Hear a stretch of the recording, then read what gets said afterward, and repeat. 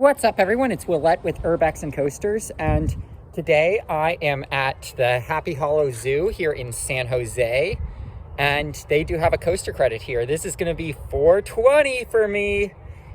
You know what that means. I think that roller coaster on that graphic is more extreme than anything they have here. But good news, you can see Pacific Fruit Express. That's the coaster. It's open in all time blocks.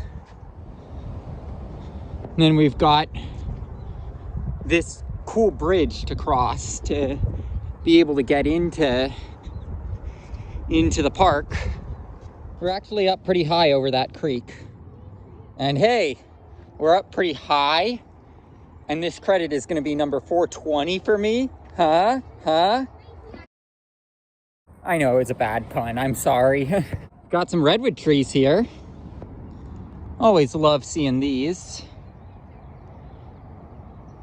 These ones are babies, though, in comparison to some of the big ones out there. This entry bridge, you can see painted footprints of the animals, since this is a zoo as well. Unfortunately, it is more expensive than the Oakland Zoo to get the credit here. $18 for what's ultimately a clone of Canyon Blaster at Magic Mountain. Yes, I am this much of an enthusiast that I'll spend 18 bucks to get a kiddie coaster credit. Like Manhattan Express, we have to walk through the entire zoo in order to get to the roller coaster because it's all the way at the back with food stands enticing you to spend money. So I guess you could say this is like Kid Las Vegas, where they don't want it to be easy to find. Not hard to find though, it's right here. Pacific Fruit Express, it's an E&F miler. Like I said, similar to, it's the same layout as Canyon Blaster at Magic Mountain. And I mean, just to show how much bigger than the E&F miler we rode a couple days ago is, that thing is taller than the lift hill of the E&F miler at Blackbeard's. So, and like that's an airtime hill. So I did just get the credit, and I mean, it's a kiddie coaster. You can't expect too much from it. It's one of the better kiddie coasters, of course, as an E&F miler. But like, I mean, they went to the effort to have a piece of track that has something that's carrying fruit here, a water tower,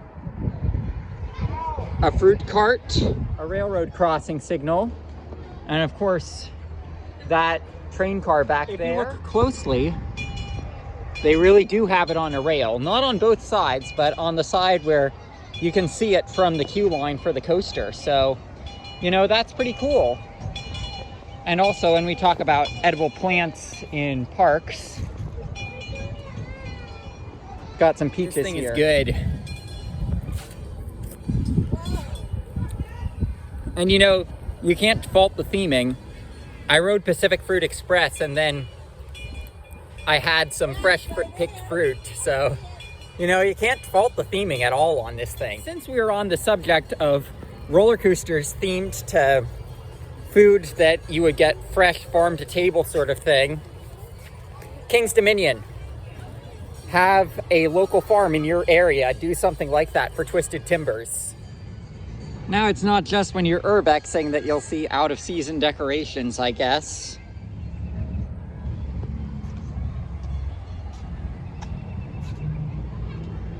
Well, certainly am glad that that wasn't the case for Pacific Fruit Express. It says new ride experience coming soon, so I imagine that it's still going to be something like this, and it's not that they're getting a new coaster here, because, you know, it would be cool if they put a coaster of some kind back here, but, you know, this is a family park, so I don't expect that they're going to put a more thrilling coaster back. Considering how hot these California summers can get, I want to say I appreciate how many trees are in here. We've got an oak right here, but, you know, it's nice that they've got trees in this park, because, you know, it would be pretty miserable if they didn't have trees here. Also, say it louder for the people in the back. A lot of people need to hear that message. I guess they want people taking selfies here, so, you know, I'll oblige. It's a good thumbnail with the coaster to get something around this area. Probably here is the best shot of the coaster, though, so this is where I'm gonna do it. So after riding this, I was looking through the roller coaster database because I was curious, and it turns out that in the state of California, there are only 15 roller coasters that I have not ridden now at this point after doing Pacific Fruit Express. So just to put in perspective what those coasters are, I have not done any alpine coasters here in California yet.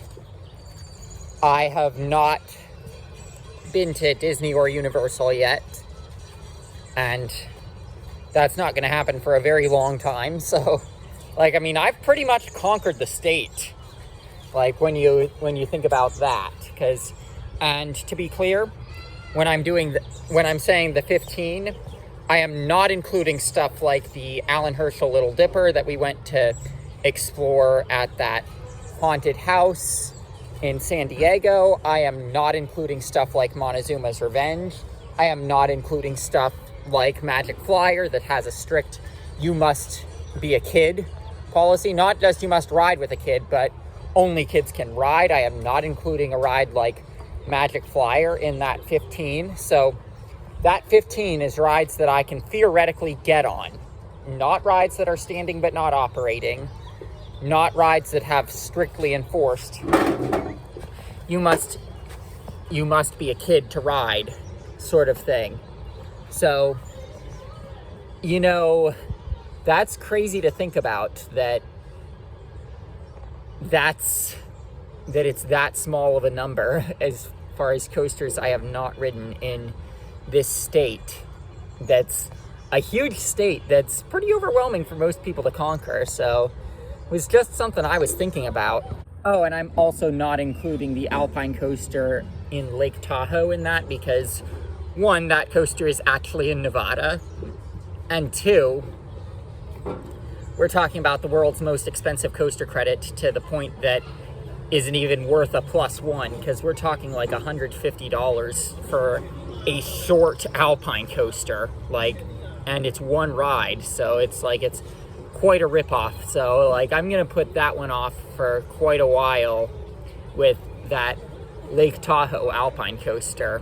But, like, I mean, it's only like 15 coasters now that I have not ridden in this state. So, when you set those parameters, so, you know, that's pretty impressive. Got a second ride here on Pacific Fruit Express, and I am gonna say, when you ride in the back row, it is better because, you know, this drop, it has some good laterals on it, and then this hill, I'm not gonna say it gives airtime because, you know, it's very faint, but it does give you enough of a push forwards that you feel yourself pushing up in order to counter that. So, you know, yeah, like, the back row is pretty good on this, actually.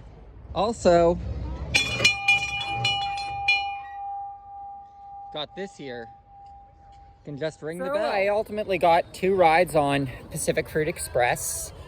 And, like, I mean, being that this is a kids park, I don't feel the need to do much more here. So I'm about to get going, find a mall with a parking garage that's free where I can run my camp stove. But yeah, I mean, I'd say that's a pretty successful visit. And like I said earlier, like, there's 15 credits in California that I can get, as far as I know. It might be less if some of those kiddie coasters have you must ride with a child type policies. It might actually be less.